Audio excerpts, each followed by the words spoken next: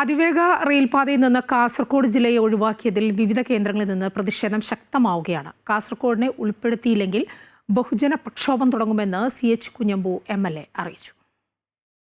പുതുതായി പരിഗണിക്കുന്ന അതിവേഗ റെയിൽപാത കണ്ണൂരിൽ അവസാനിപ്പിക്കുവാനുള്ള അധികൃത നടപടികൾക്കെതിരെ കാസർകോട്ടെ ജനപ്രതിനിധികളിൽ പ്രതിഷേധം ശക്തമാവുകയാണ്. വികസന ഭൂപടത്തിൽ നിന്ന് ജില്ലയെ തഴയുന്നവർ കേരളത്തിന്റെ വടക്കേയറ്റം കണ്ണൂരല്ലെന്ന കാര്യം ഓർക്കണമെന്ന് ഉദുമ MLA CH കുഞ്ഞമ്പു പറഞ്ഞു. പിന്നോക്കം നിൽക്കുന്ന ജില്ലയെ തീർത്തും അവഗണിക്കുന്ന സമീപനം നീതീകരിക്കാൻ കഴിയില്ല.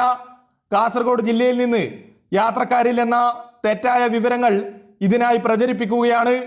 ഇപ്പോൾ കേന്ദ്ര ഗവൺമെൻറ്റും സംസ്ഥാന ഗവൺമെൻറ്റും ചേർന്നുകൊണ്ട് കണ്ണൂർ മുതൽ തിരുവനന്തപുരം വരെ അതിവേഗ റെയിൽപാത എന്ന് പറഞ്ഞുകൊണ്ട് പുതിയൊരു DPR ഉണ്ടാക്കുന്നുവെന്നാണ് അറിഞ്ഞത്. ഞങ്ങൾ ശക്തമായി ആവശ്യപ്പെടുന്നു, അത് കണ്ണൂരിൽ അവസാനിപ്പിക്കാൻ പാടില്ല, കാസർഗോഡ് വരെ വിടണം. അതിനവർ ന്യായം പറഞ്ഞിരിക്കുന്നത് കാസർഗോഡ് യാത്രക്കാരില്ല എന്നാണ്. തെറ്റായ വിവരമാണ് അവർ ഇപ്പോൾ പ്രചരിപ്പിക്കുന്നത്, ശരിയേ അല്ല. DPR തയ്യാറാക്കുമ്പോൾ തന്നെ കാസർഗോഡ് നിന്ന് തന്നെ എടുക്കണം, അല്ലാതെ കണ്ണൂർ കൊണ്ട് അവസാനിപ്പിച്ച് പിന്നീട് അത് ഒരിക്കൽ നീട്ടാമെന്നൊക്കെ പറഞ്ഞത് യാതൊരു അർത്ഥവുമില്ല. ഇപ്പോൾ തന്നെ അതിൻ്റെ DPR തയ്യാറാക്കുമ്പോൾ തന്നെ കാസർഗോഡ് കൂടി ഉൾപ്പെടുത്തി ഈ നിർദ്ദിഷ്ട റെയിൽപാത കാസർഗോഡ് വരെ ആക്കുകയും ഈ അതിവേഗ തീവണ്ടി കാസർഗോഡ് നിന്ന് ആരംഭിച്ച് തിരുവനന്തപുരത്ത് അവസാനിക്കുകയും ചെയ്യുന്ന നിലയിലേക്കാകണം. അതല്ലെങ്കിൽ ശക്തമായ ബഹുജന പ്രക്ഷോഭം കാസർഗോഡ് ഉണ്ടാകുമെന്ന്.